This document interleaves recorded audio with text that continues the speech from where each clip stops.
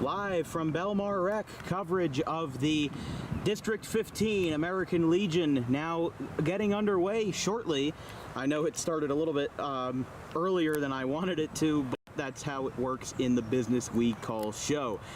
Post 521 taking the field now. Brooklawn Post 72, they are going to bat. We've got ourselves a wonderful game here this afternoon, as starting on the hill for Washington Township Post 521 will be the left-handed starter Joey Ruffino. The rest of the lineup for Brooklawn will be Matt Leahy, the shortstop, batting leadoff. RJ Mastaro is the center fielder, batting second. Damon Sirianni is the catcher, batting third. Nick Spaventa is the third baseman, batting cleanup. Sal Cerisi is the right fielder, batting fifth. Joey Bogart is the second baseman, batting sixth. Tyler Bunning is the DH, batting seventh. Jack Mastaro is the first baseman, batting eighth. Doug King is the left fielder, batting ninth. And Graham Adams will be the starter for Post 72. But what a game our last one was between North Hamilton and Lawrence Post 414. It was just an incredible game from start to finish.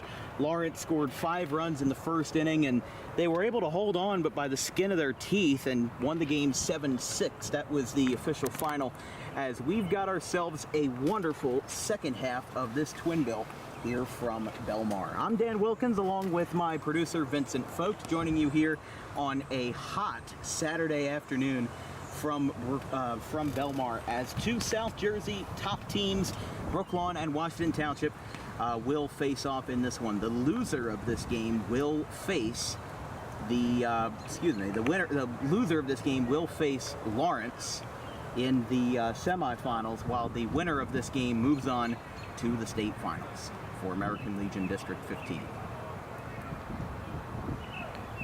So we'll get it started here with Matt Leahy. Coy Camascoli is the left fielder for Post 521, Washington Township. As getting it started, Ruffino versus Leahy. First pitch is a called strike, and we're underway from the left-hander. And we've seen these two teams play before. Washington Township lost the first game by a score of 12-10. And here's a ground ball out to third, picked up by Devaney. Throw to first, a hot throw, and it is late. It's going to skip away, going down to second base, and getting in there will be Leahy. So a leadoff single E5, whatever you want to call it. I don't know if that's Devaney's fault, but I think the throw was a little off, so we will score that as a single E5 for RJ Mastaro now. The center fielder with a runner on second and nobody out to start the ball game.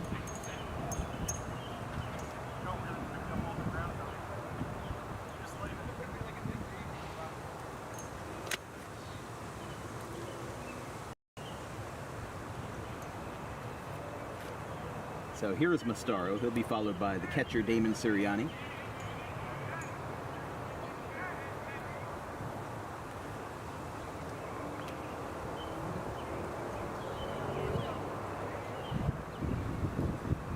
Showing bunt, but he will take a strike.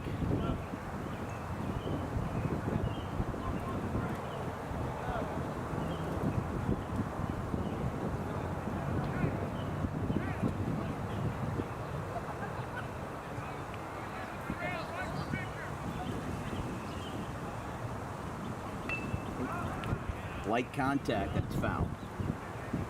0-2. Runner on second, just to lead off the ball game here for Brooklawn Post 72. If you're just joining us, just the second batter of the game.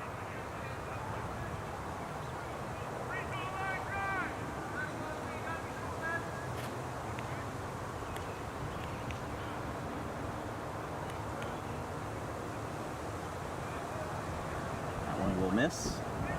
1-2.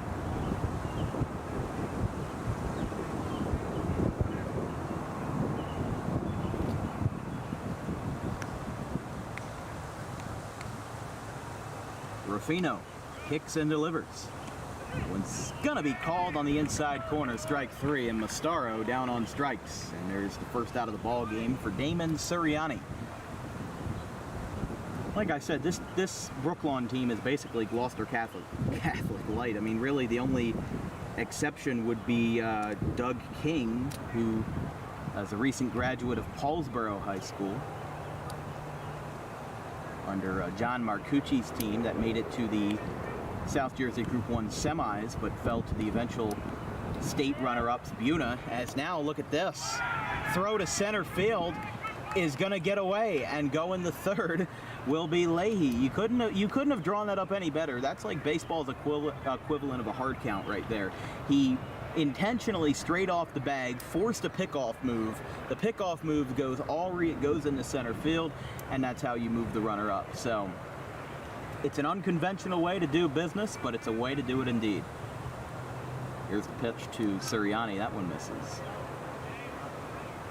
And this could very well go the way of how the last game went between these two ball clubs, where team scores a lot early and then other team tries to claw a comeback, but that one's going to be a strike. I haven't seen any pitchers duels in American Legion Baseball. This is the third game that I've done. The first game was between these two, 10-12, or 12-10 in favor of Brooklawn. And then last game, 7-6.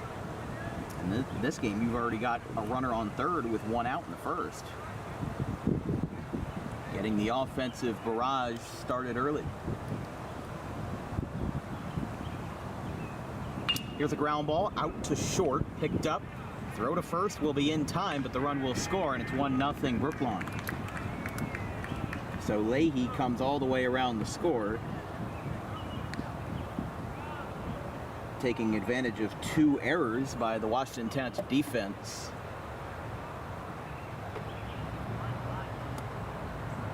And it's 1-0. Bringing up Nick Spaventa, the third baseman. Here's the first pitch from Ruffino. Swing and a miss. Huge hack there. 0-1.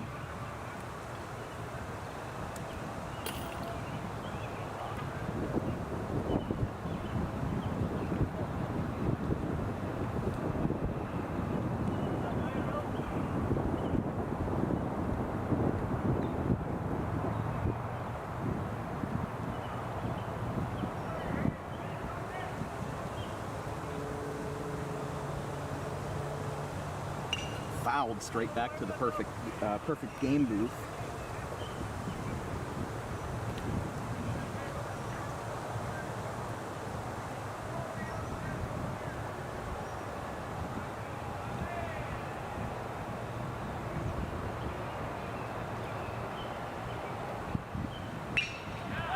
Fly ball hit well, and it is gone. I don't know how I didn't see that, but it's going to be a solo home run for Nick Spaventa, and it's 2-0. Ball just got cleared over the left field fence.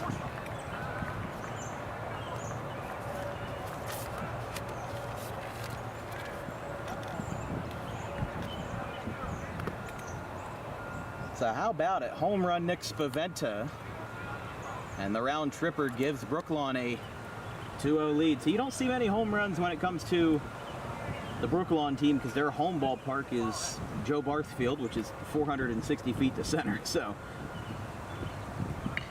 that's a bunt from Sal Cerisi, and it's foul.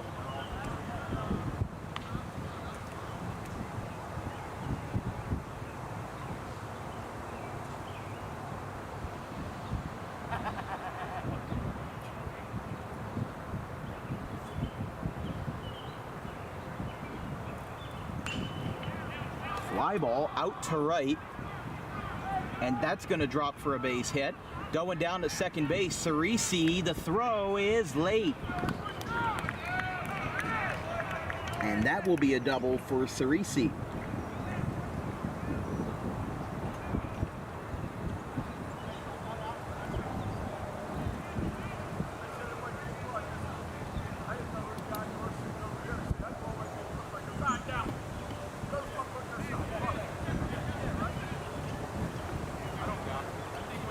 So here is the number 6 hitter, Joey Bogart.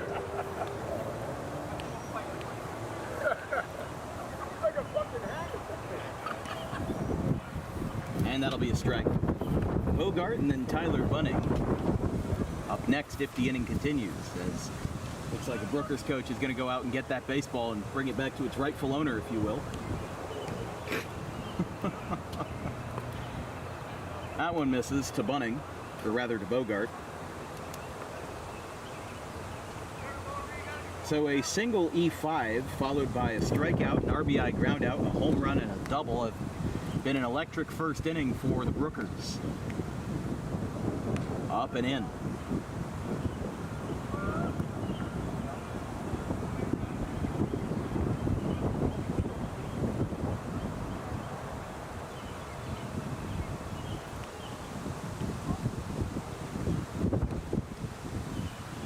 Swing and a foul. Look out over there. Almost grazed some hairlines over there if it weren't for that chain link fence.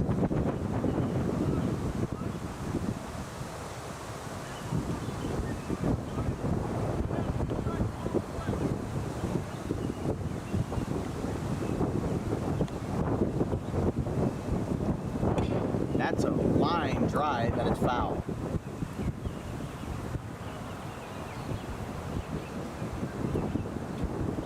Had the distance on it, just not the right angle. We've got another fan going out to get that baseball. And here's the pitch. That one is fouled, and it hit off the apparatus above home plate and actually went back out into the infield. But I'm glad Audubon got rid of their apparatus last year and just went for straight netting from home plate to the end of the dugouts, because it was too much seeing the guys, you know, especially on the trajectory of the baseball. They could have gotten hit from the bounce back, you know. It's one of those deals where, yeah, it keeps baseball from just kind of leaving the playing field, but you know, at great at great lengths. But it also could be a safety hazard, and I personally think that baseball should be a lot more about, you know, safety in the modern age than it was 40, 50 years ago. But that'll be a walk to Bogart, and that'll put runners on the corners for Tyler Bunning, the DH. Seventh man in the inning here for the Brookers in a 2-0 ball game.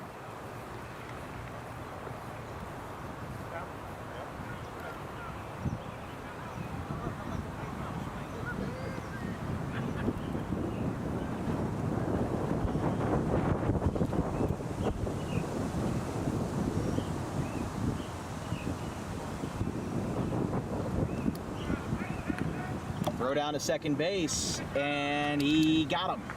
Side retired. Brookers leave 2 on, but they get a couple runs thanks to, in part, a home run by Nick Spaventa. We go to the bottom of the first, 2-0 Brooklawn.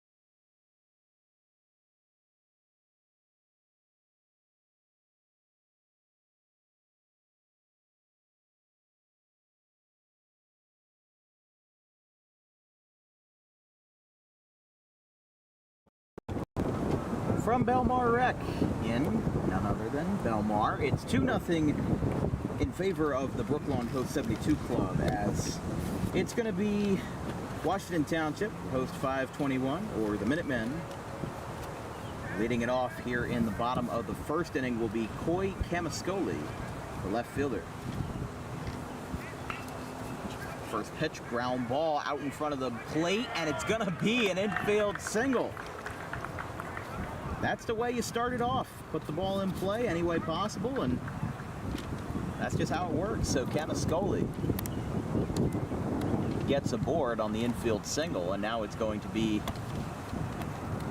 the job of Mr. Rob Carfagno of Highland, who we've seen a number of times, whether it's been covering Highland or for this team as well. And Dan Riceley on deck. He'll be followed by Stephen Devaney, the third baseman. Oh, whoa, throw first. Drew the first baseman off the bag.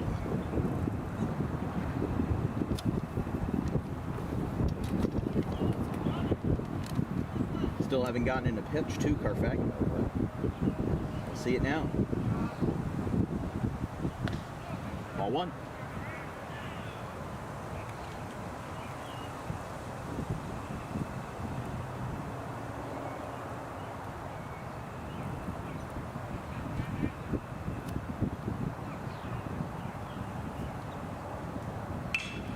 That's a line drive out to third. It is trapped, but it's going to be another hit. So Washington Township picking up where they left off with 2 infield singles already after that line drive out to Spaventa. Will bring up Dan Riceley.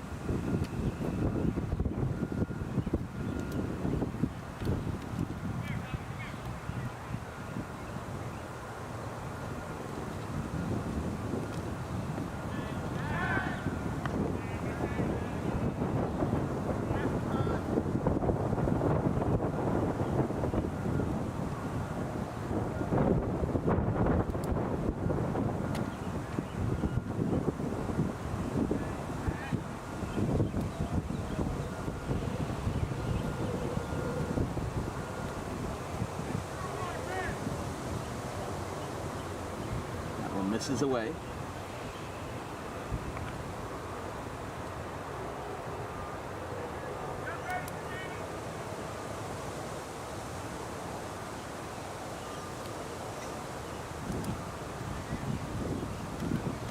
And the pitch from Graham Adams. Oh, he's going to hold off.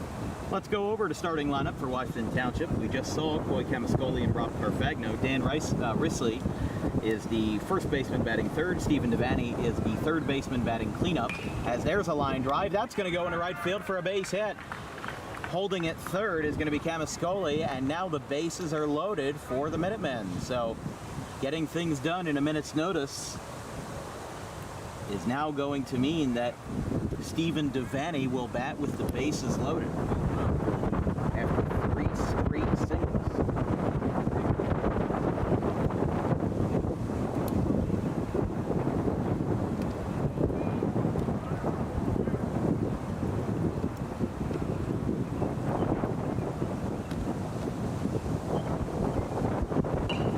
Little floater foul, 0-1. Wind picking up again.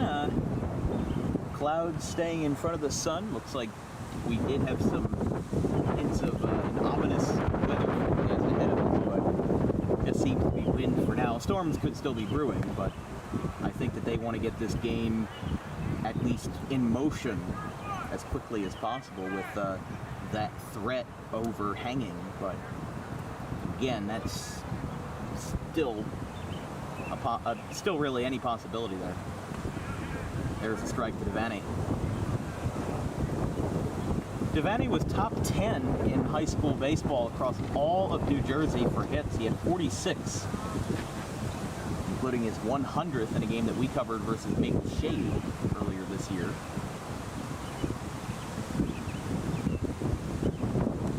That one misses.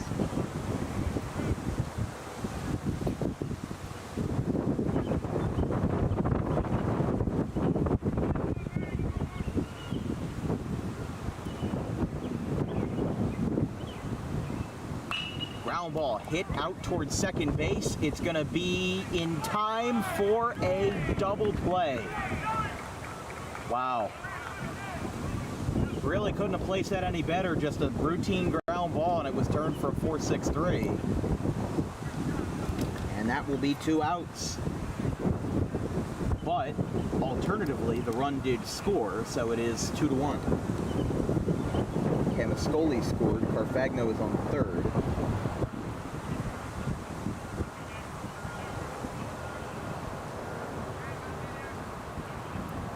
So here is Gavin Dillard, the DH. In the bottom half of the order, it's going to be Gavin Dillard in the 5th spot as the DH. John Wallace behind the plate batting 2nd. Matt Kerner, the shortstop, batting 7th. Ryan Nace, the 2nd baseman, batting 8th. And then Will Pinder, the right fielder, batting 9th. That one misses low.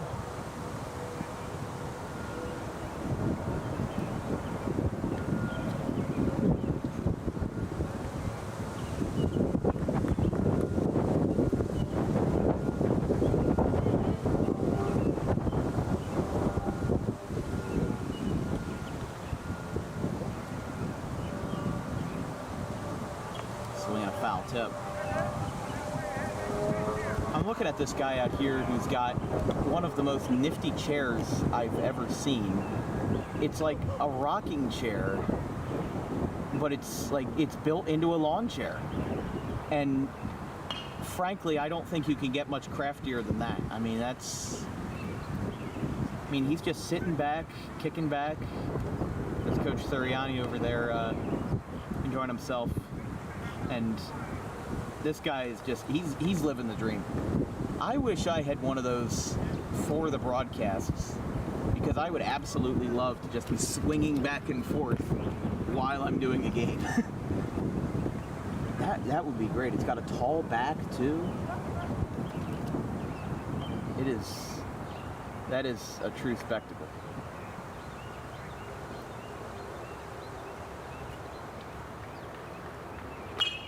Fly ball, foul.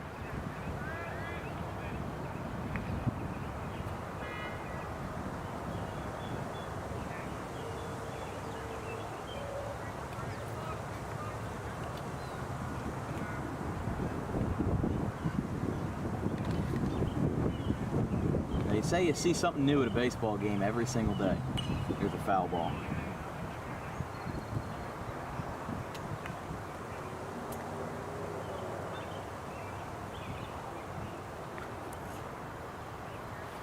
I just felt a raindrop. A very light one, but one indeed.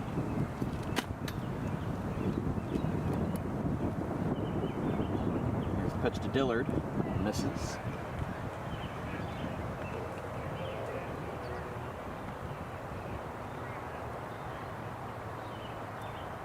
Again on deck would be the catcher, John Wallace. Fly ball, again foul.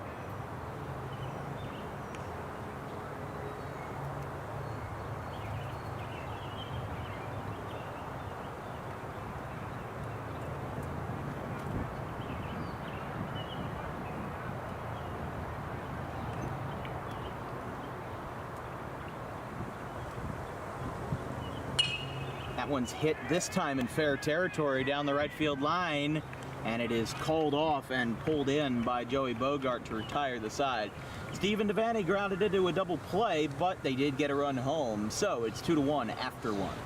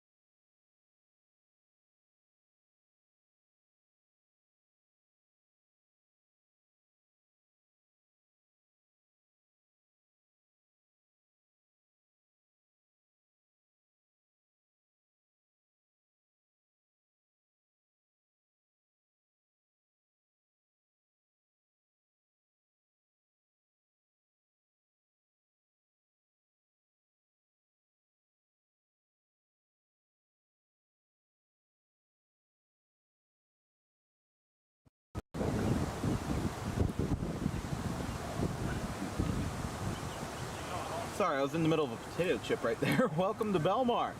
We've got coverage of District 15s here from Belmar Rec as a ground ball. Going to be flipped to the pitcher. And the batter is retired. One down here. Quick start to the second.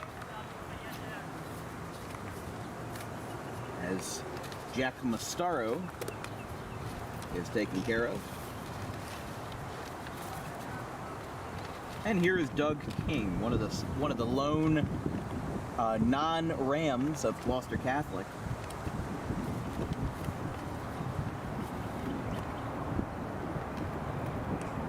There's a strike.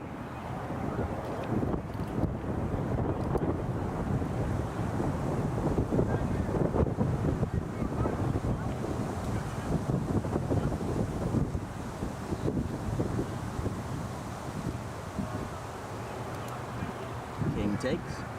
It'll be Matt Leahy at the top of the order, due up for the Brookers.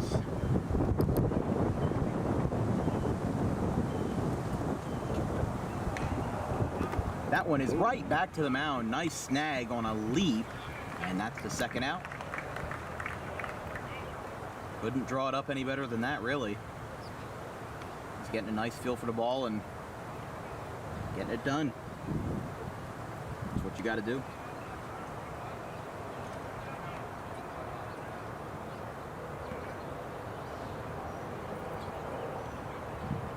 So nobody on and 2 outs for Matt Leahy at the top of the order. So we've had a 3-1 and we've had a 1-3 to start the top of the second on the scorecard.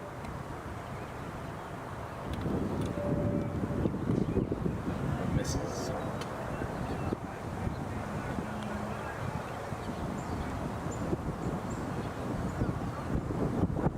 Right now I'm being told that we are going to have a 80% chance of rain at 6, as there's a line drive into right, a base hit. Actually go out towards center field. That'll be taken in. So a 2-out base hit for Leahy. He'll bring up RJ Mastaro. So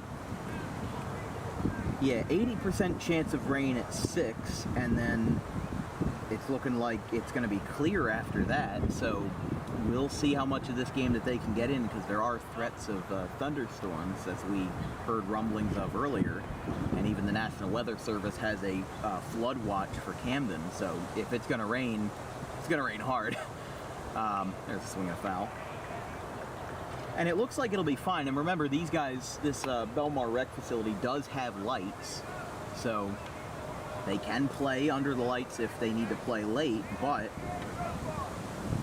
Sunday, tomorrow is looking like a washout, and we were supposed to cover the loser of this game versus the Lawrence Post 4-1-14, but difference is that if it's going to be basically guaranteed the rain, then I think we'll play it by ear tomorrow morning, but make sure you follow our Twitter account at DW Broadcasting for more updates on the status of that game. Here's a fly ball out towards left field, going over and making the play to retire the side. So a quick up, quick down for Brooklawn. We go to the bottom of the second, 2-1 in favor of Post 72.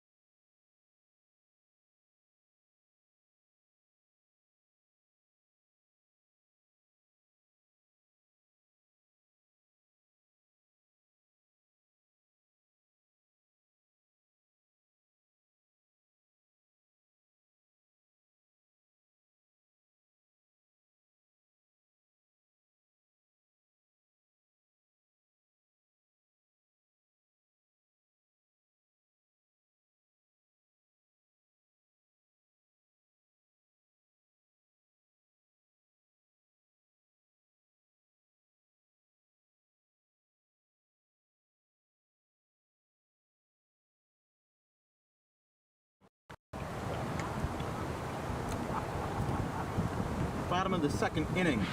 Brooklawn leads Washington Township 2-1.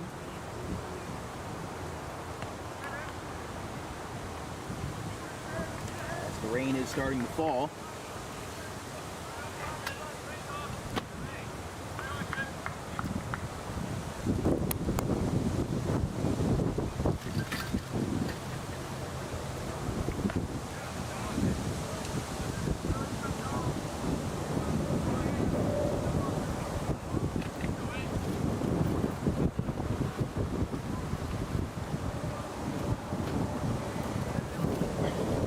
Put the umbrella on top of the camera.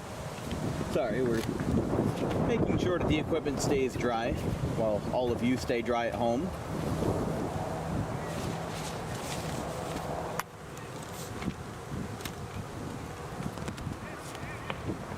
There's a strike.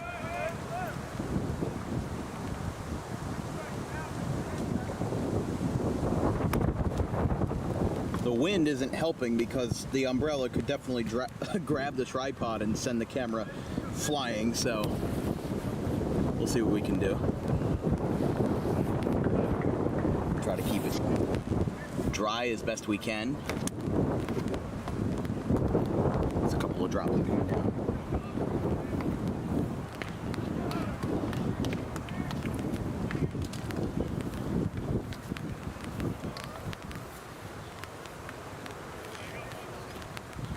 John Wallace is retired, and there's one down on the strikeout.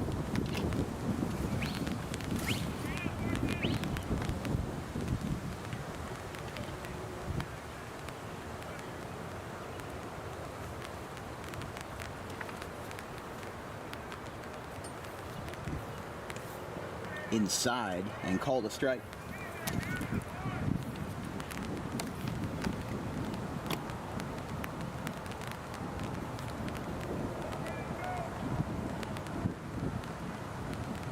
Fly ball out towards left center. It's taken in.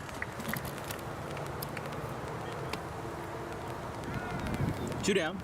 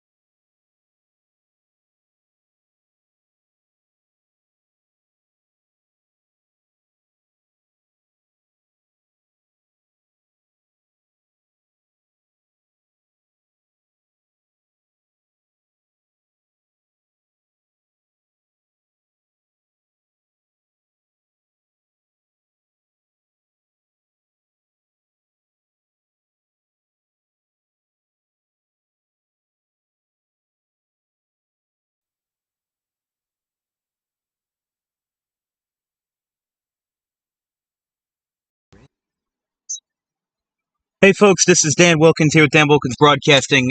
We're running into some technical difficulties due to the rain at the moment, so please stay with us. We have to switch out some power cords because the camera got yanked, and it fell over. So when we get back, we'll let you know. The bottom of the second just ended, and it's 2-1 Brooklawn. Thank you. Please hang with us. Thank you.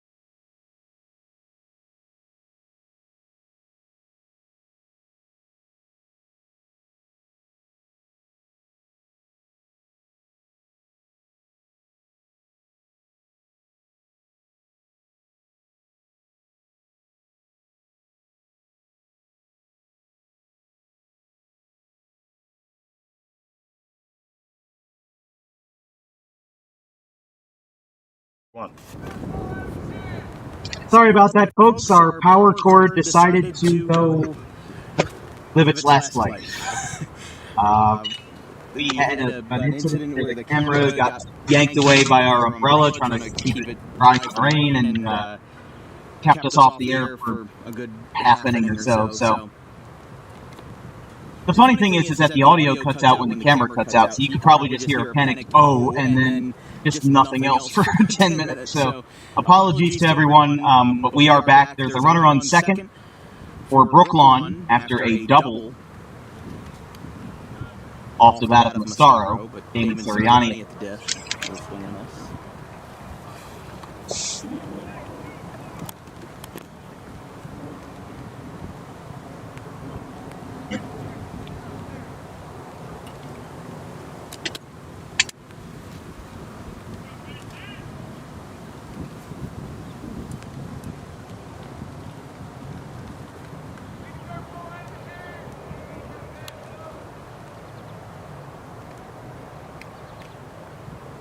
And here's the pitch from Rufino. They're going to throw back to second, make sure he holds up.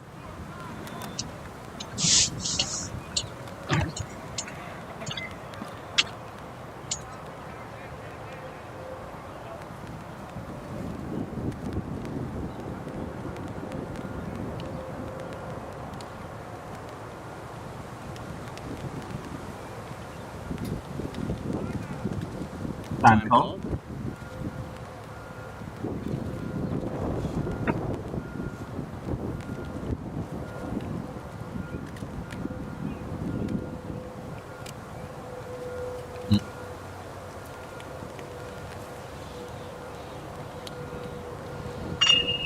Ground ball, hot shot, short, picked up.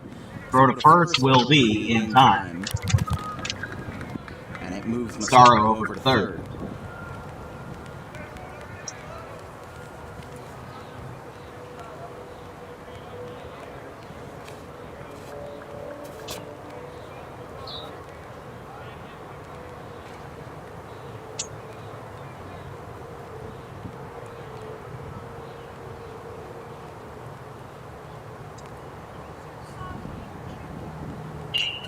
Foul back. Off the bat of Spaventa, who homered in the first inning.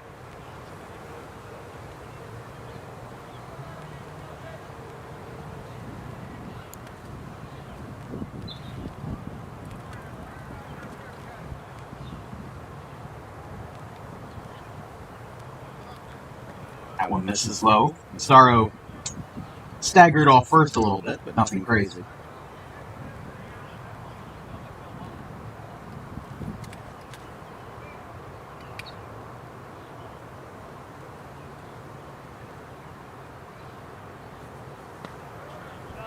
That one misses up.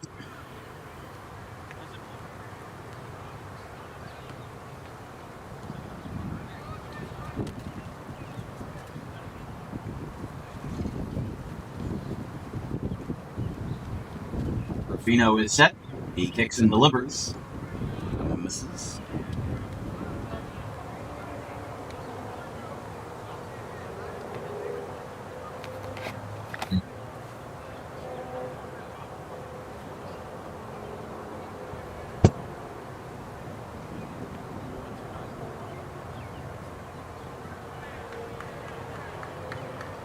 And he got up. No, he walked. Bring up Sal Cerisi.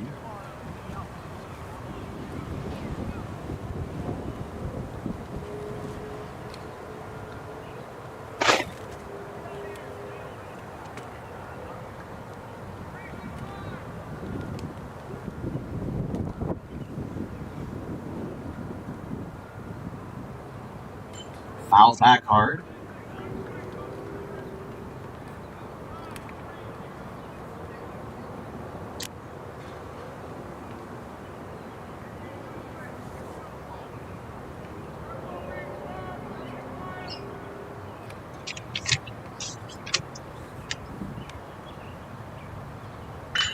That's a high fly ball in the right center field.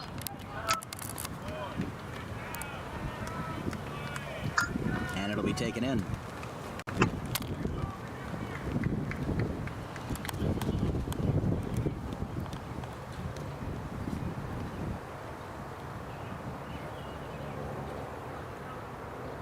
So 2 down now for Joey Bogart, second baseman.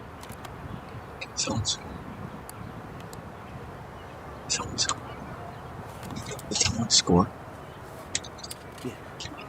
Sorry, the run did score. It's 3-1. Favor of Brooklawn.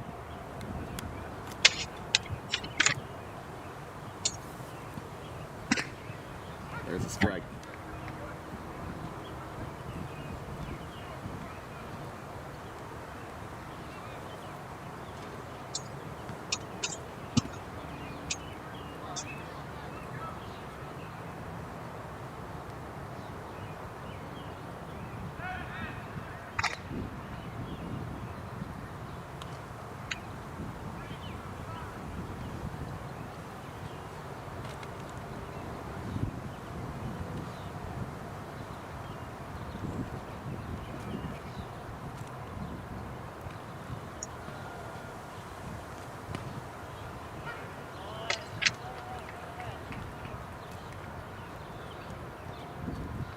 So Strike 2.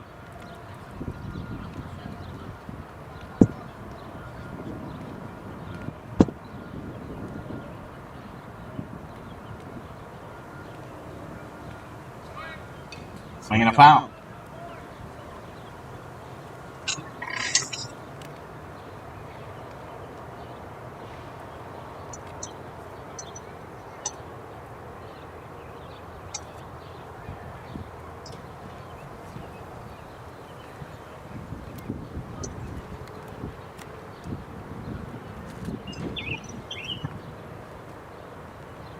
And the pitch. Swing and a foul. Once again.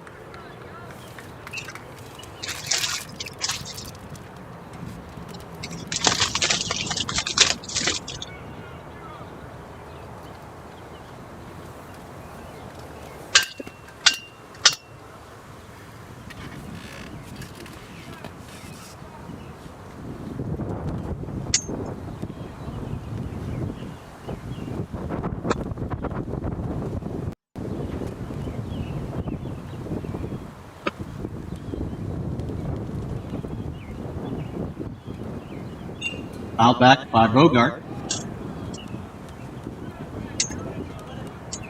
Full of light raindrops coming down, nothing crazy.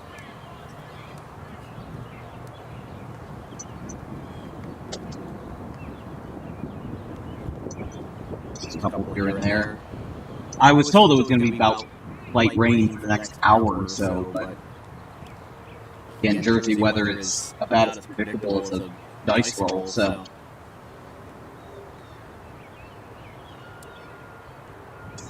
There's a pitch from Ruffino. That one skips away, going down to second base and getting in there safely. Will be Spaventa. That puts the lone runner on second base here. 2 down.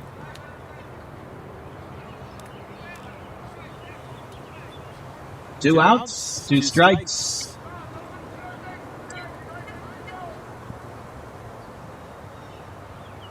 Bogart looking to drive in another run. Currently a 3-1 ball game.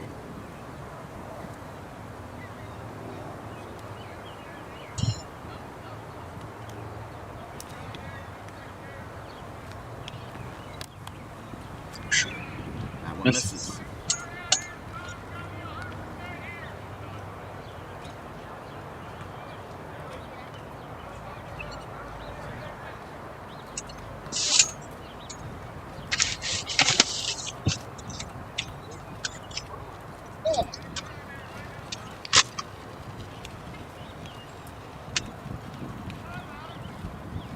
Time call.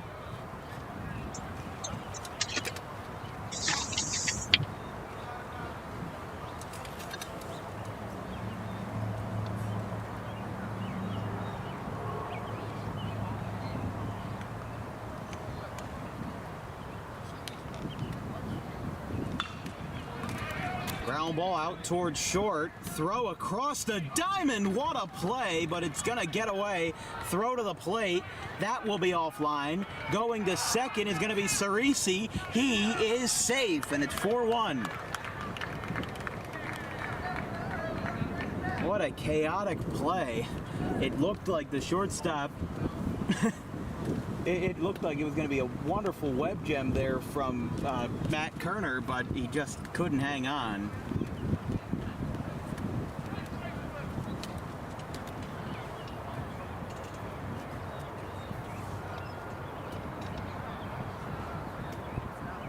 And now it's going to be the big lefty, Tyler Bunning.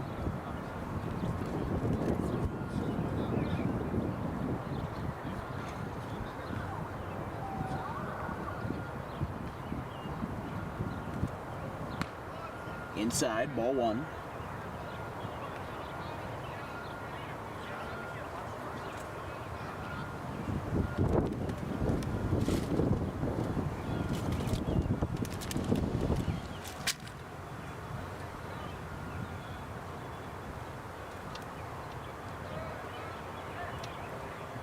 That one misses.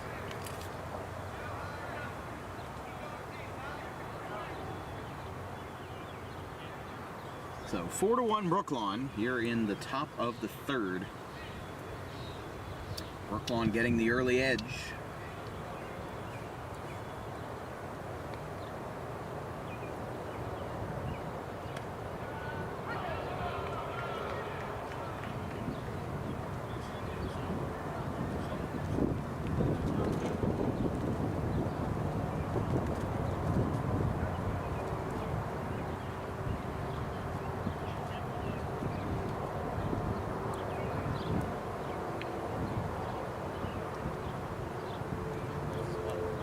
Bunning.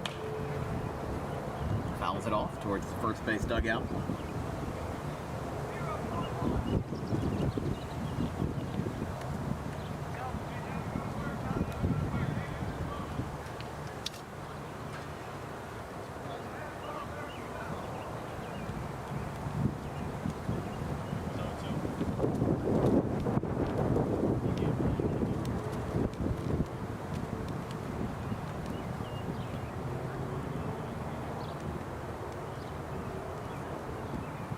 And the pitch. Line drive out to second base, picked up, throw to first, is in time, and the side is retired. But Brooklawn does more damage. They score another run. It's 4-1 going to the bottom of the third.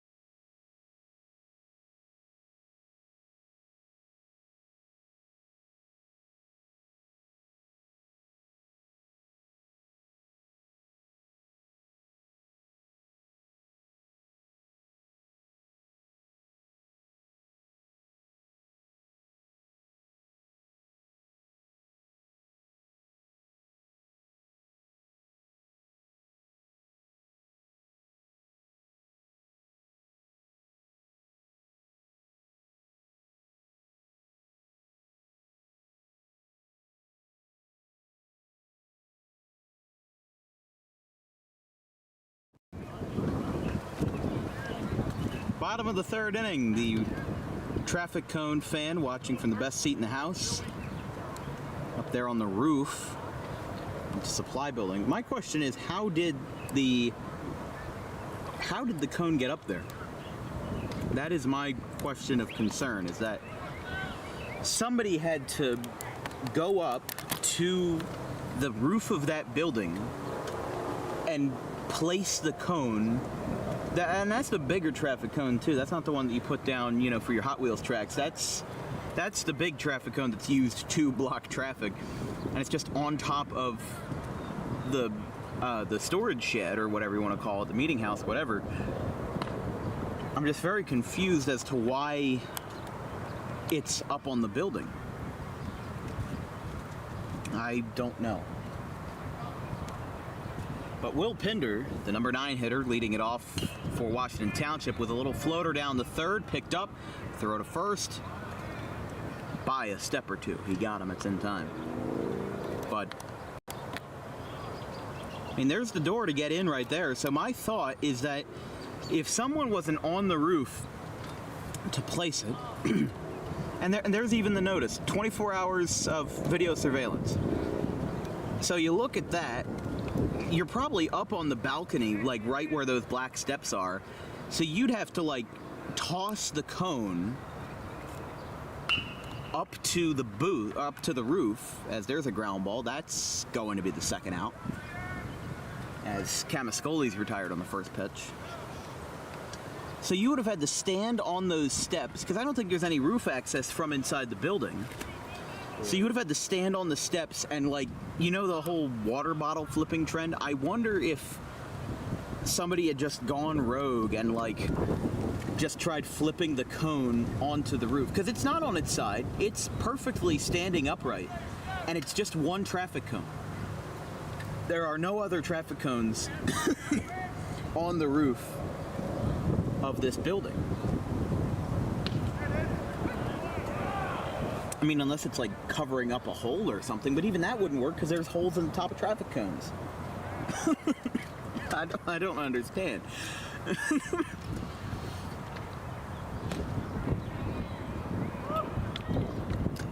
mean, the first broadcast that our producer Vincent Folks did with us was the Gardens of Vineland and Cherry Hill Pittman for the Tri-County League, and it was like top of the third inning, bottom of the third inning, something like that, and a giant firework goes off, and it scares the bejesus out of all of us. Even the players on the field, they're like, what was that? You know, it's just... I never understand why things have to be so strange when I do a baseball game. It just always happens to be that way.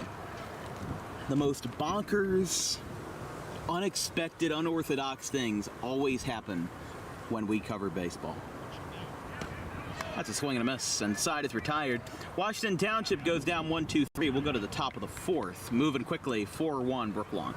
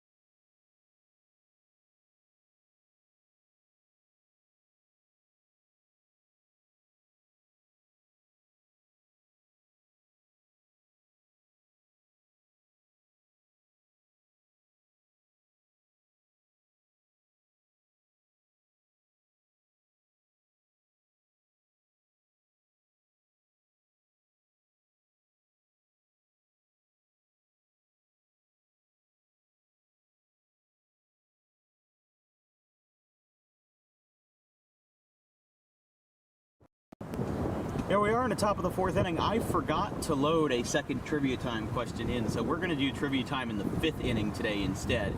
I'll load one up from the computer and I'll put it on the screen while we're under break. But I was thinking about it, and I was saying to myself, we're back in the top of the fourth, and then I realized, well, that's usually trivia time, but because I don't have an extra question. I mean, I made over 40 questions, so it's, you know, using a couple of them a second time over, not a big deal, but I don't want to use the same one from the first game, just for reasons, you know, so. Leading it off, though, for the Brookers, is going to be Jack Mastaro. It's a foul ball.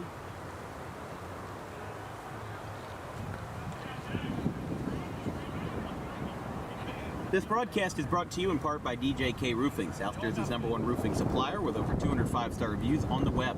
Get a free quote today, 856-778-3900. Inside. So Mastaro, King, and Leahy due up in the fourth for the Brookers as they lead 4-1 over Washington Township.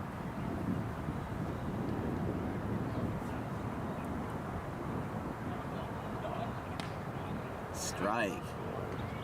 Right down Broadway.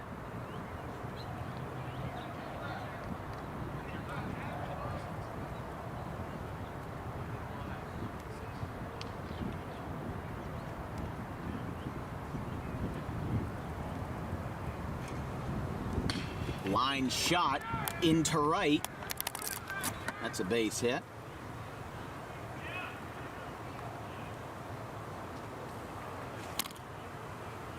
In regards to the traffic cone, Vince and I were talking over the break, and we both agree that we could definitely see a bet happening between two probably intoxicated individuals. And one says to the other, I bet you $50 that I could stand on these steps and knock the or grab this traffic cone and put it on the roof of the building. And the other guy, also probably intoxicated or incapacitated, says, "Oh, there's no way you can do it." And then the guy does it. So that is an artifact of history that just happens to be blending in with the rest of this wonderful facility in Belmar. I mean, one of the weirdest things that I know about baseball culture is that everybody that goes to a Major League Baseball game that's like, of legal age just drinks a lot. It's definitely interesting, that kind of culture. You don't really see that in basketball or hockey. Oh no, that was a hard collision at first. That was a wonderful play from Ryan Nace, but there might have been some fellas that were shaken up a bit on that play. And they're going to call him safe at first. Or no, they are going to call him out, so. Yeah, that's going to leave the runner on second, but you could see. Looks like that Riceley is okay.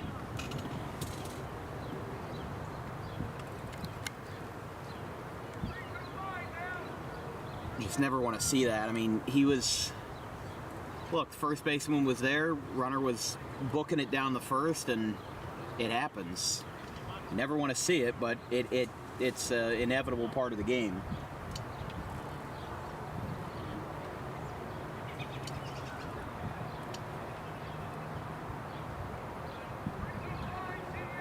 So after that interesting play, it's now going to be Matt Leahy at the dish,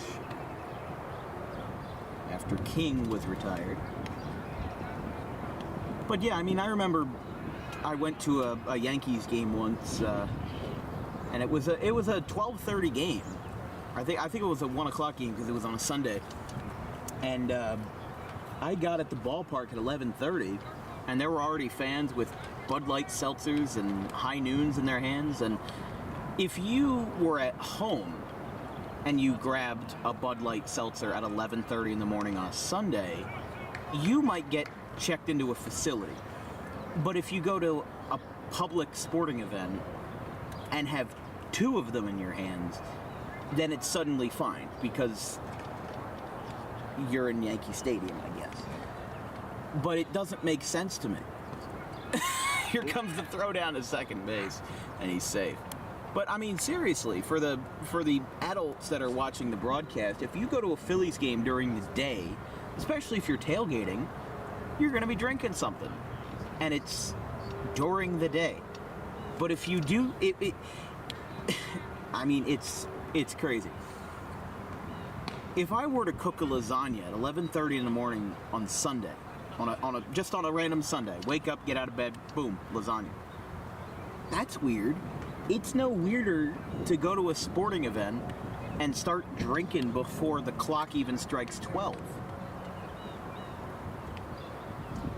Anyways, I digress. That's ball 4 to Matt Leahy. So that puts runners on first and second for RJ Mastaro, with his brother Jack Mastaro on second base.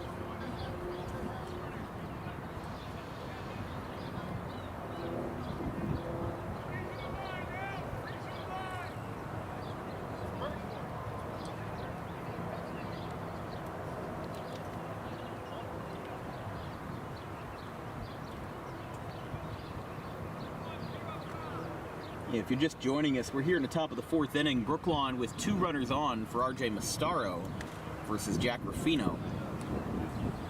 2 on, 1 out. A 4-1 game in favor of Brooklawn.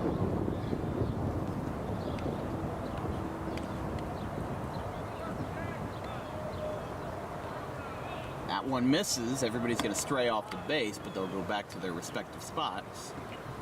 It's 1-0 to RJ Mastaro. Again, folks, don't forget that our first DWB football broadcast will be Friday, August 25th as the Cherry Hill East Cougars face off against Triton Mustangs from Triton Regional High School in Runnymede. 6 o'clock kickoff time. We'll see you there. Of course, that is not our next broadcast, but it's crazy to think that we're only less than 8 weeks away, maybe, even closer to 6 weeks away from kicking off the 2023 fall season. It's going to be great. I think it's going to be a great time, and we're filling up our football schedule faster than we can announce it. So make sure to follow our Twitter at DW Broadcasting for more information on where we'll be on what date. There was a strike.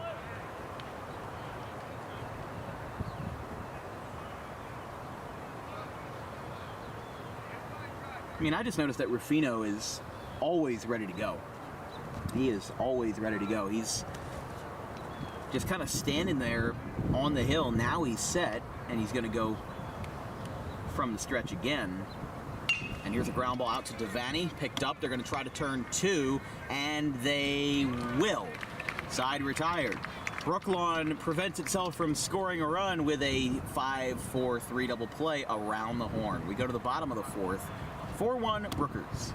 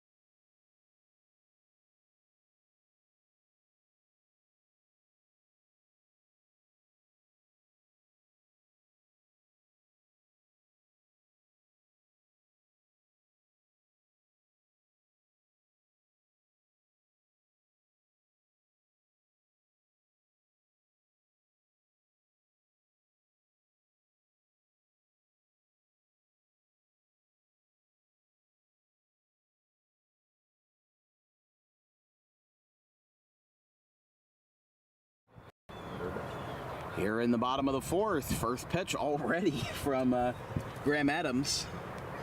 He's going to miss, and it's 1-0.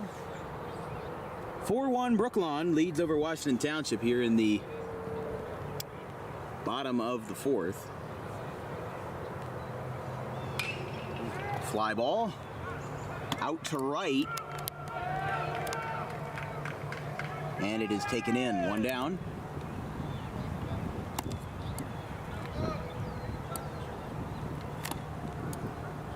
I was wondering who that was out there. I saw the Pittman hat. I thought it was Stephen Devaney, but this is Stephen Devaney. He bats here in the bottom of the 4th inning with 1 down. That was Kyle Crozier out there getting a sip of water. We should definitely have a poll, because at some point, I remember, I think it was one broadcast where my mom said that she needed water.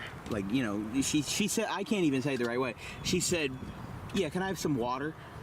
And I looked at her and I said, "What did you just say?" And water, it's the old classic Philly debate of, is it water or water, or even water? Tomato, potato. It's a really funny debate, because it's the same word, and we all know, if you look in a dictionary, it's going to say water. So whether you say it water or water, Nobody says it right. Neither of us are saying it the correct way.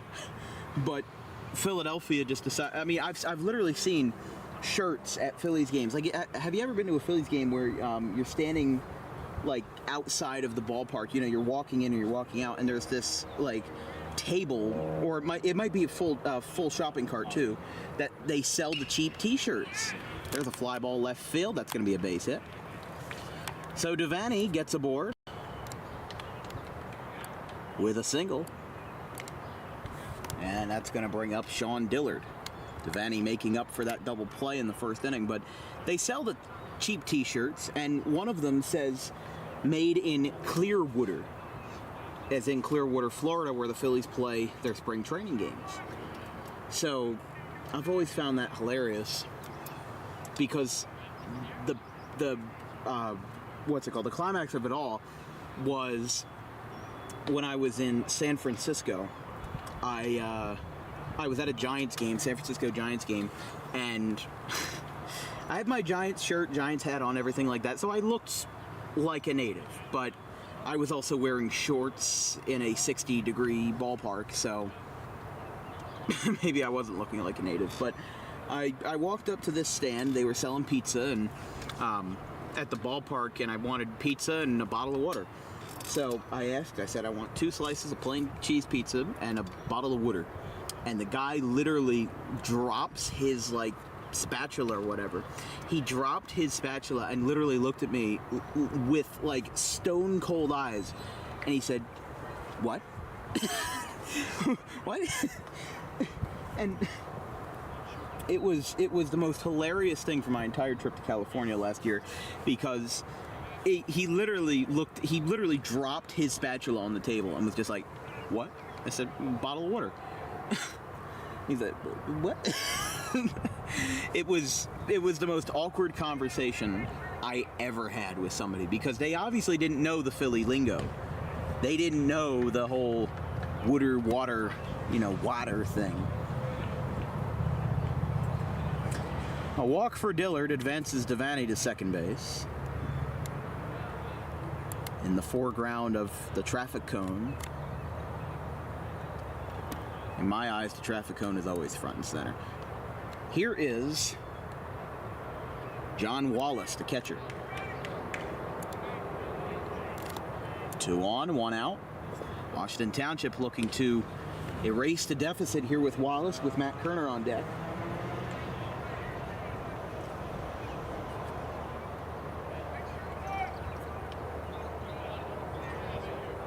And of course, as I'm checking the YouTube page, more people check in when I go on the unhinged rants part of the broadcast, which I always find funny. I look at the viewership numbers, like if I start talking about something completely off topic from the game, like sometimes the viewership numbers will go way down, or sometimes they'll go way up. Because it's like watching a Gallagher special, or like some sort of stand-up. It's basically stand-up incorporated into a baseball game. You get 2 for the price of 1. There's a strike to Wallace.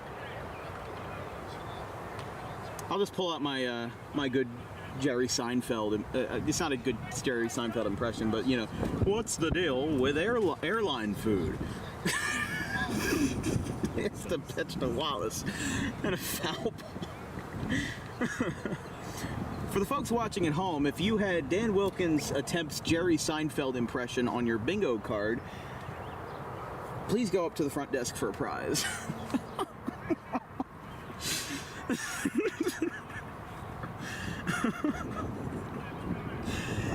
Here's the pitch to Wallace. There's a swing and a miss. 2 outs. I'm the only one who can make myself laugh on camera in front of at least a half dozen to a dozen people watching. So here's Matt Kerner of Penn State.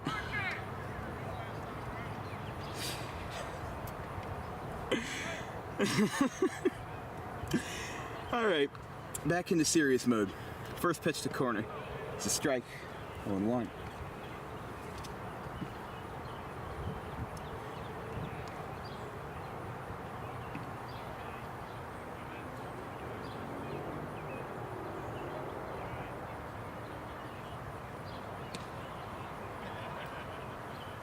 That one misses, 2-0. Looks like the skies have cleared up a little bit at least. Well, that's not a good view, but that's the best view I can kind of give you here, is that the view has kind of improved a bit. Fly ball foul.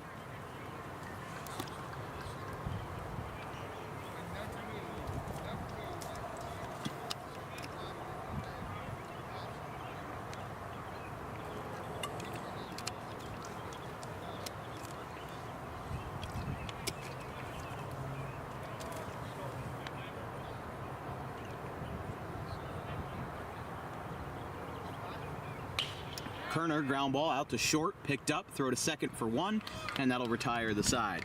We go to the 5th. Brooklawn held, or rather, Brooklawn held Washington Township to no runs, so through 4, 4-1.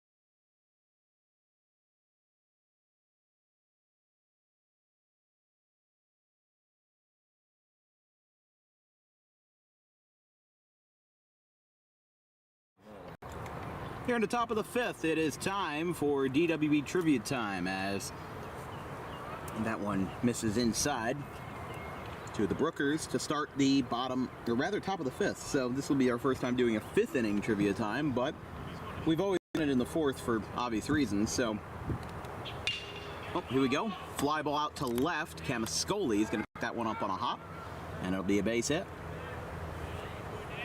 So yeah, let's bring that one up, as today's question is from 1954 to 1959. The Cincinnati Reds changed their name to the Cincinnati Blank over fears of being affiliated with communism. What was their new name? Was it A, the Red Legs, B, or what were the other options? B, the Blues, C, the Red Legs, or D, the Red Raiders, and an A was the Red Stockings. So, answer will be revealed in the bottom of the 4th inning. That's always a fun one. Bottom of the 4th inning, yeah. See, I've done 40 plus broadcasts this year, and I've always told people, you know, I've got a way of saying things. So when I'm used to doing Trivia Time in the 4th inning, I'll say, answer will be revealed in the bottom of the 4th inning, but we're doing it an inning behind schedule today. So we'll see how it fares. But yeah, that question is always one of my favorites, because it usually solicits a lot of, usually makes a lot of people say, the Reds changed their name? They didn't know.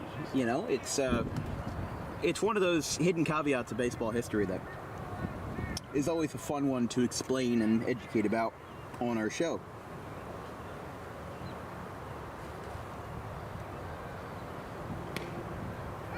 There's a strike.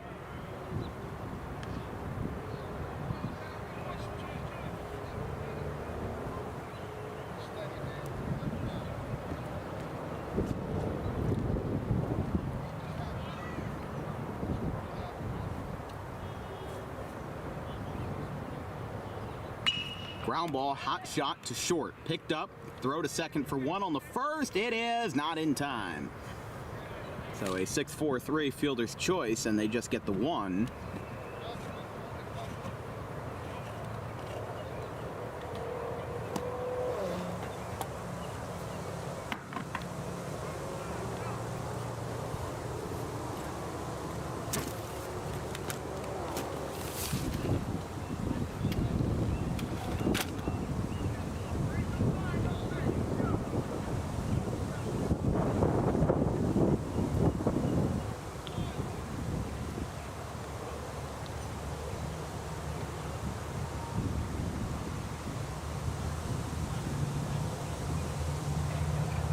Here's the pitch from Rufino. A bunt, foul. And again, runner on first. That being Spaventa and Cerisi at the dish.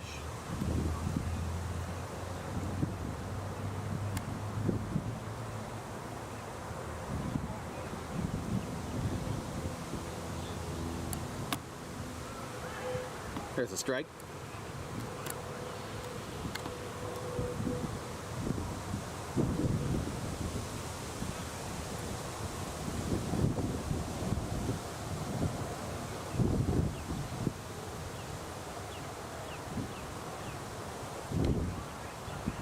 That one misses.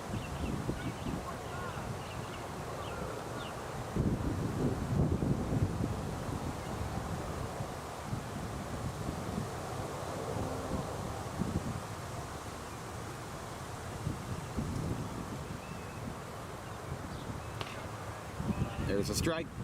So again, runner on first and one down with a 4-1 ball game in favor of the Brookers here in the top of the fifth.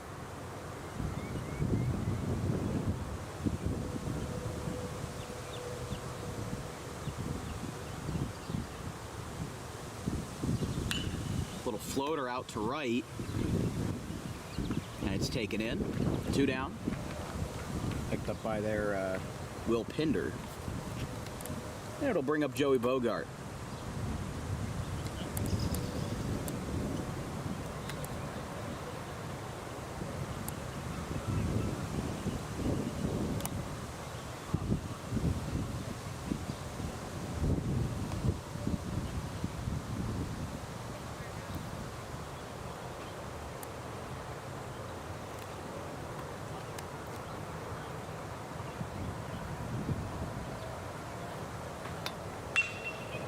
Sharp grounder out to short, picked up by Kerner, and the side is retired.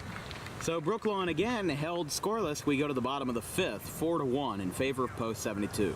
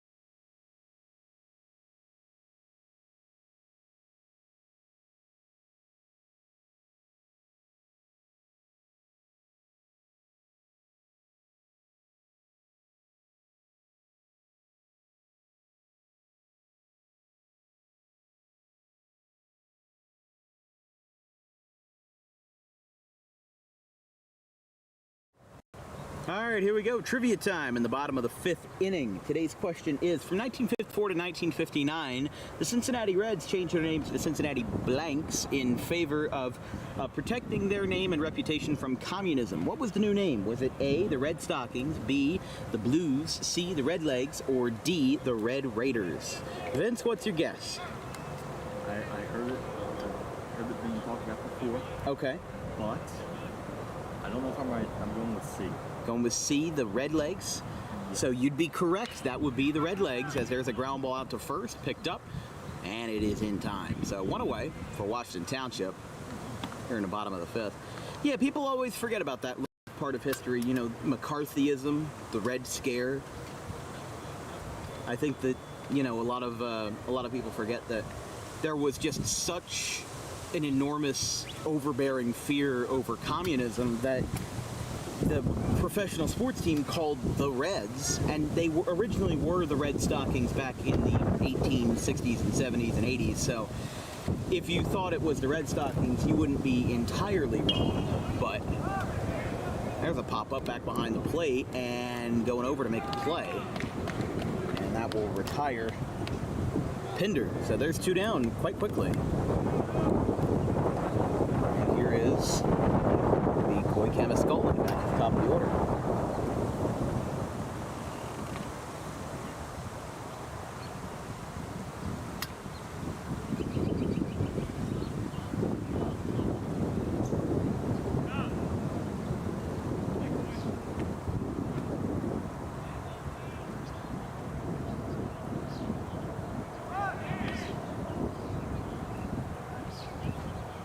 That one is a ball to Camascoli, but yeah, a lot of people forget how strong that fear and that resentment was by the American people and by the American government in the 50s, especially with the heating up of the Cold War, started by Truman, exacerbated by Eisenhower and the rest after. But yeah, I mean, it was interesting. They changed their name to the Red Legs. Although I thought it was funny, I included the Blues option in there because red, blue, opposite colors makes for a good pun. But the Red Stockings were what they were originally called back in the day, back in like their youthful years of existence as a Major League Ball club in the 1870s. But I believe they changed their name to the Reds around the point of the turn of the century, around 1900 or so. Fly ball deep down the left field line, and that one is foul.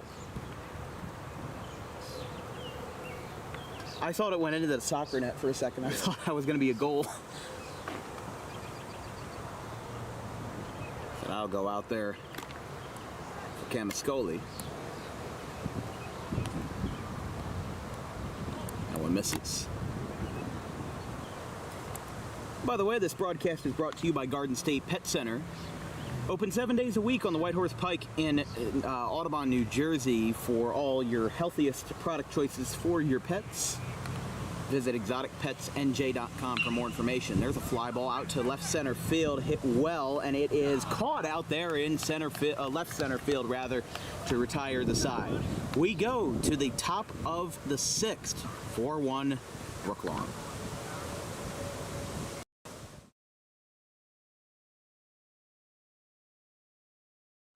Garden State Pet Center is an independently owned full-service pet store. Our specialty is promoting companionship between people and animals by providing the healthiest product choices available, including all-natural foods, supplements that support and relieve health issues, and innovative products for pet parents. Our goal is to provide our customers with a relaxing environment, and while we're not striving to be the biggest store on the East Coast, we're striving to be the best. No other pet store will make you feel at home like we do. At Garden State Pet Center, we view pets as members of the family. We don't believe in fast, high-pressure sales, but instead matching up the right pet with the right owners, as you are making a lifelong commitment. Together with our team members, we would like your visit to our store to be both enjoyable and educational. Simply drop in and take a look around. View the birds, reptiles, small animals, toys, food, cages, and miscellaneous items. Learn of the services we have to offer and decide for yourself if this is the store you'd like to call your home away from home. Victor Santucci, owner of Garden State Pet Center. Visit us today at 226 South White Horse Pike in Audubon, New Jersey. We're open 7 days a week for all of your pets' needs.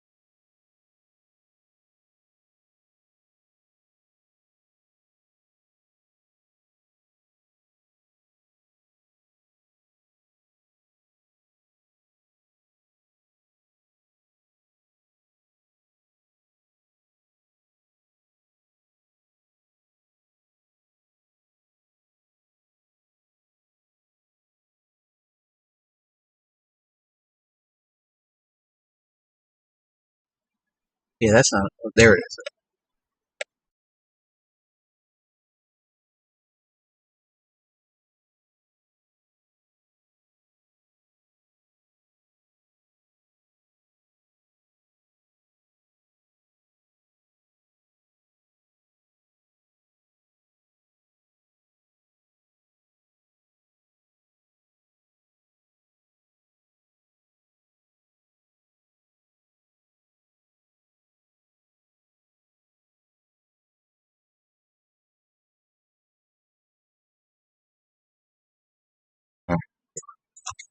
Yeah, hey folks, we're experiencing some audio issues right now, so stay tuned with us as we're going to try to diagnose the issue while we're on break. So yeah, we're going to try to figure this out while we're on break.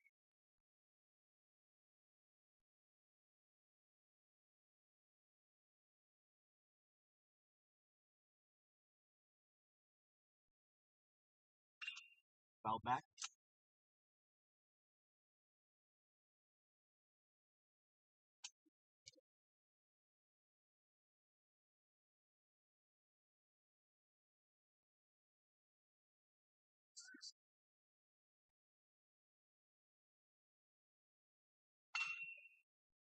Fly ball to shallow left. That's going to be a base hit. Rounding third, coming home, and it is going to be in time to retire the side. So the outfield assist is going to end the inning, and I think that maybe one of the coaches wasn't all that happy about it. But side is retired. We go to the bottom of the sixth, 4-1 Brooklawn. We'll go to break.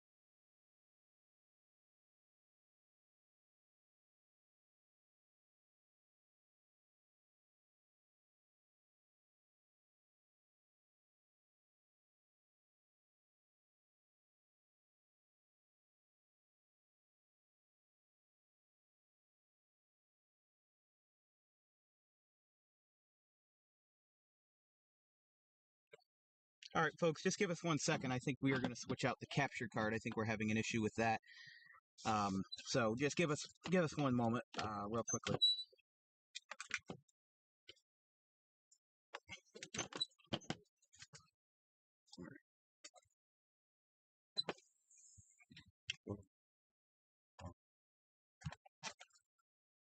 It's frozen because it's not connected to anything. So HDMI input.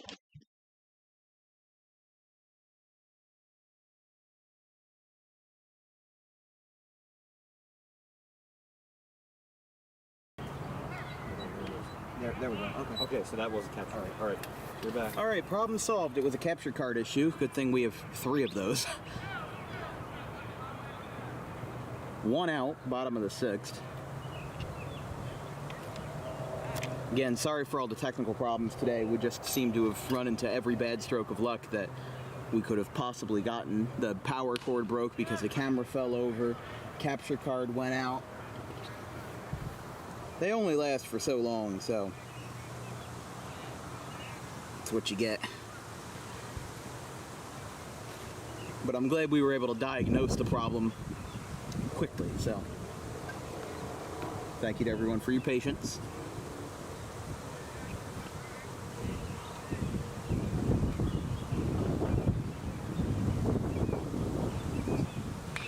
Fly ball, left field. Oh, it was caught by the shortstop. Okay. That fooled me. 2 down. And here is Steven Devaney.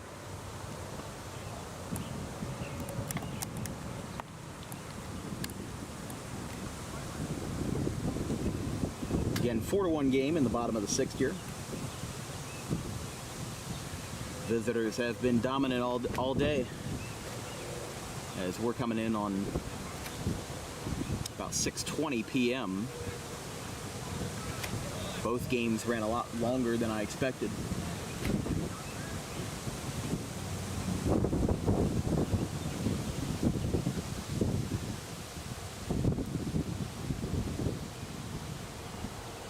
Fly ball, right field. And it's taken in to retire to side. Brooklawn has been dominant all night. We go to the top of the 7th, 4-1, Brooklawn.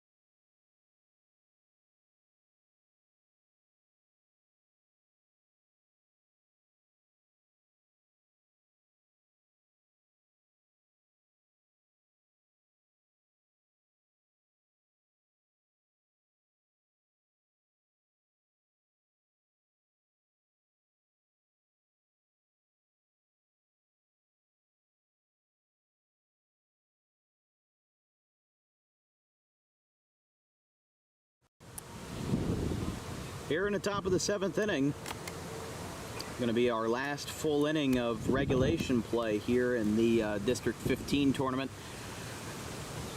As we've got ourselves a good one, 4-1 Brooklawn over Washington Township, although most of the offense was in the early innings.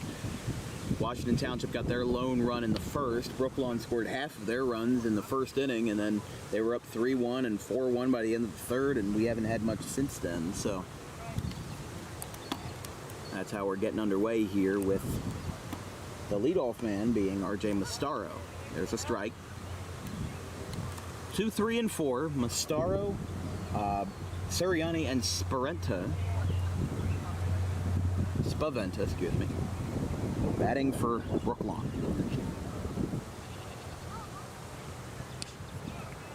That one misses.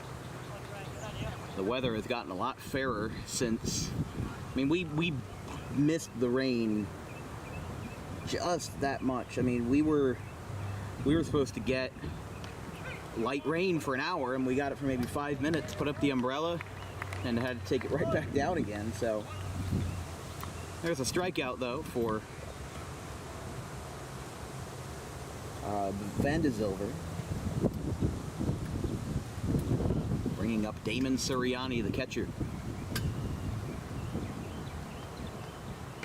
Up and in, ball 1.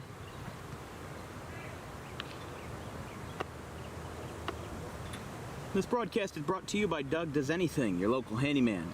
For whatever you need done, no matter how big or small, give Doug Does Anything a call. 856-412-0118.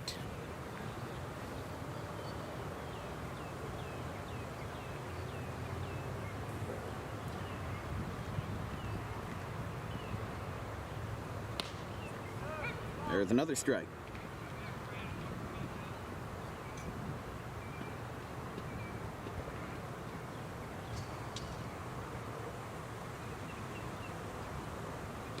That one misses low to Sirianni.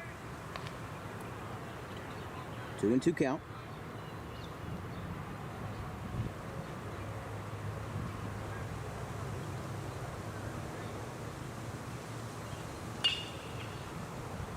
Grounder foul.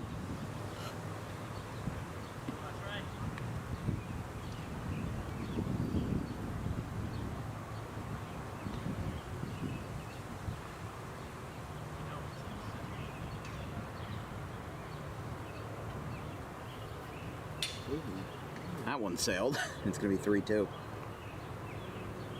That just happens sometimes, you know. Pitch release is off and can't really get anything good with it to stick, so that's what ends up happening. But they'll try it again with a full count. And the pitch from Vandersilver is a fly ball. Hit well, left center field. Camascoli, and it will be Carfagna who makes the catch in center field for the second out. Bringing up Nick Spaventa now.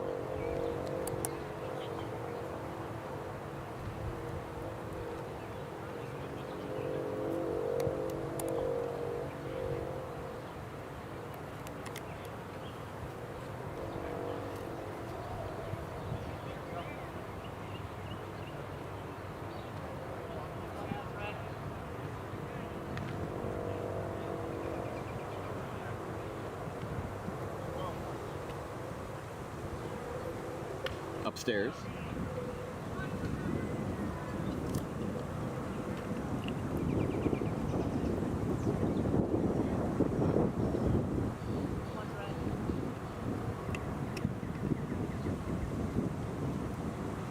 Into dirt.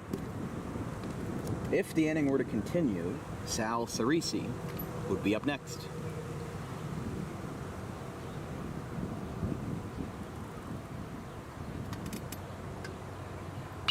That's deep. Actually gonna flare out to center field, and it'll be caught by the shortstop to retire the side. Last 3 for Washington Township. They need 3 runs to keep this game alive. We'll see what they can muster together. It's 4-1 going to the bottom of the 7th. We'll be right back.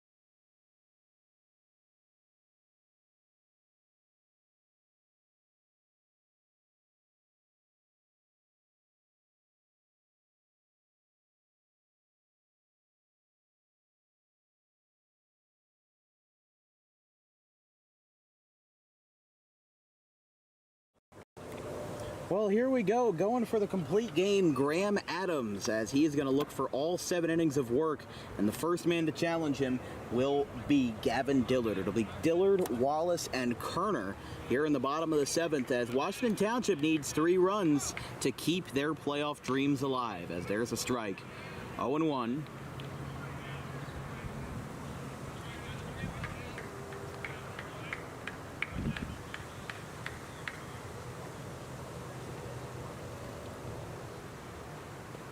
That one misses.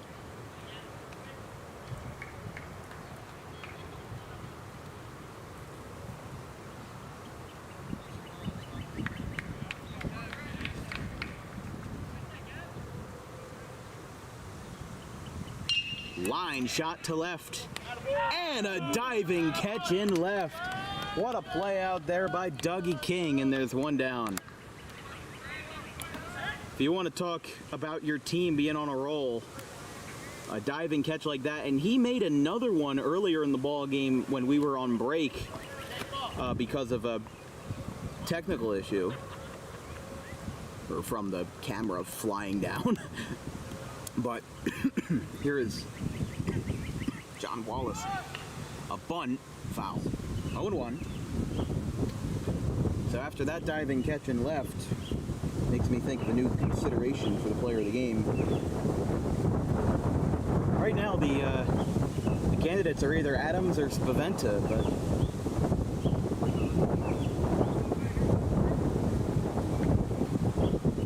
we'll see what Adams can put together. That one misses.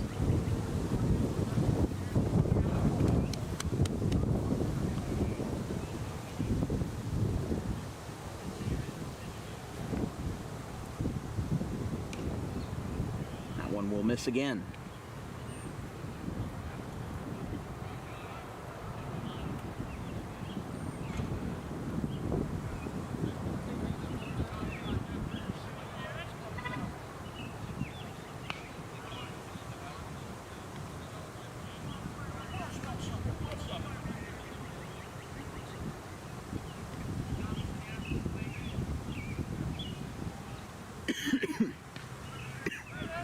There's a strike, sorry. Tried to hold in that call for a good 30 seconds. Just let go.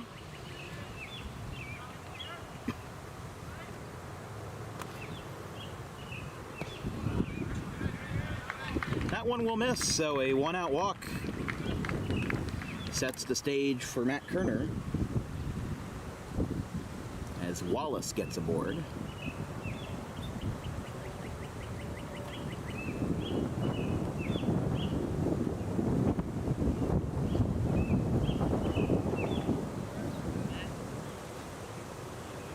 Kerner, and then Ryan Nace, the second baseman, due up for Washington Township. Strike 1 on the inside corner.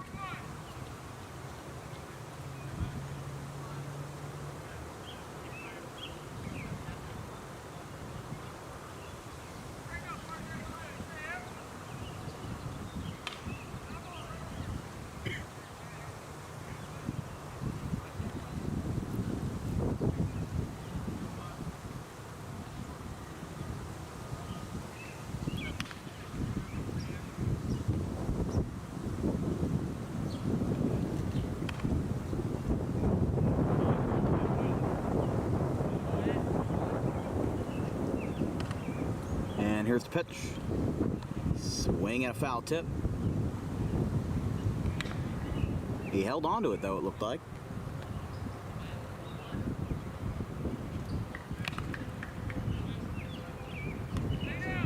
Warming up, if needed, would be number 28, that being Gavin Friel. But that's if Washington Township really mounts a good comeback here, which could be possible, but this could end the game. No, it won't. It'll go into left center field, go into third, and getting in there, sliding safely, will be Wallace. And a base hit for Matt Kerner, putting the runners on the corners and putting the edge on Brooklawn, as Friel may want to get warmed up quicker and quicker. I mean, he's down there right now getting some warm-ups in, but he went immediately from throwing long toss to to throwing from the stretch because they know that if Washington Township were to make a comeback, they would need it. They're going to call time here. They're going to do a mound visit. I don't know if Friel is ready or whatnot, but I think they just want to talk it over, make sure that Adams is all good and that he won't run into any further trouble. Because that's the last thing you want, is to leave a pitcher in too long. You know, people talk about like Blake Snell in the 2020 World Series or, you know, or anybody like that, but, or like Kershaw in 2022 when he had a perfect game and had 6 outs left. The debate was about taking the pitcher out too early, but this debate is about taking the pitcher out too late. Because if you string together a couple more hits and Friel isn't ready, I mean, I'm glad that they're taking initiative and at least putting somebody in the bullpen. Because I feel like that would be a complete lack of preparedness if they didn't do that. And now Friel walking back to the dugout, which probably means that this might be Adams' last batter or second to last batter, depending on what he can do. There's 1 out, so a double play ball could end the ball game. But at the same time, a home run off the bat of Nace would tie the ball game. So there are wildly different options depending on the result. As there's a strike, going to be 1-1.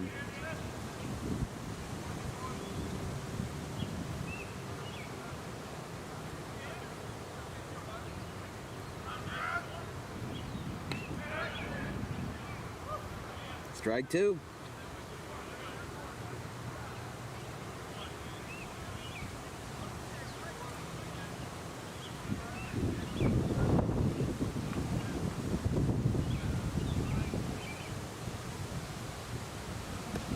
Strike 3, he got him.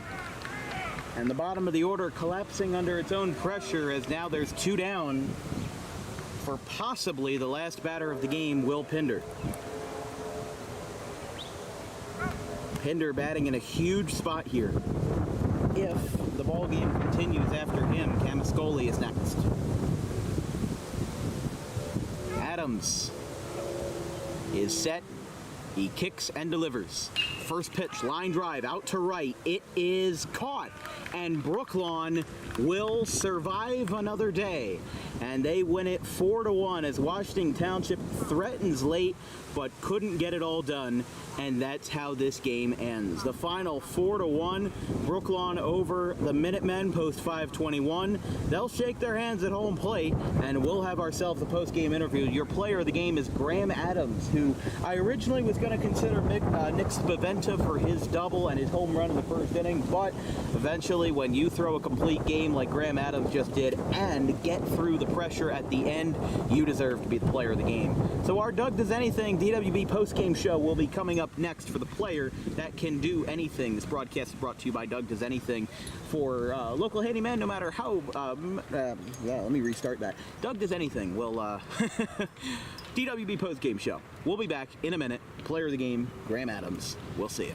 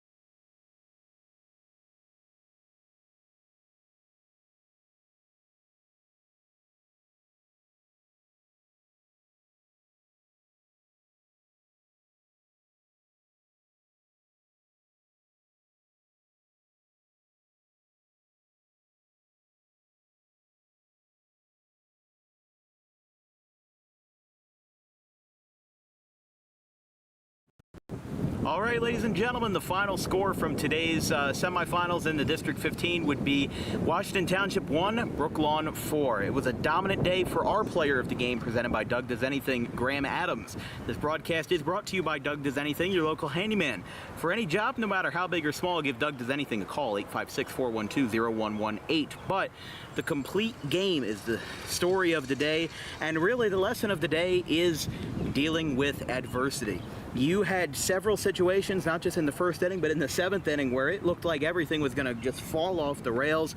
Looked like Washington Township was deemed destined to make a comeback, and you shut them down. You stopped it. So how'd you feel out there overall? I felt really dominant today. Just kept the pitch count low through the low pitch, fifth, sixth, and it just kept me going. Low pitch count, I wasn't very tired. Team was doing a good job working counts, giving me good rest.